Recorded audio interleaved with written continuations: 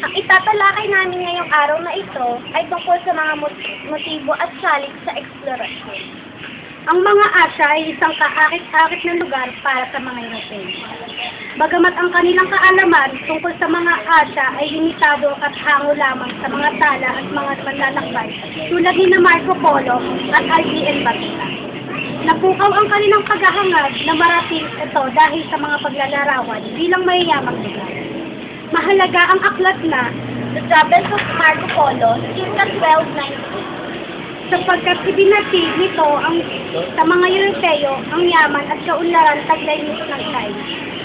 Samantala, itinala ng Muslim na manlalakbay na si IBN Batuta ang kanyang mga nakita sa kanyang paglalakbay sa Asya at Africa. Nakadagdag ang mga tala ni Marco Polo at IBN Batuta sa hangarin ng mga Europa na maghanap ng mga bagong ruta patungo sa kayamanan ng Asya.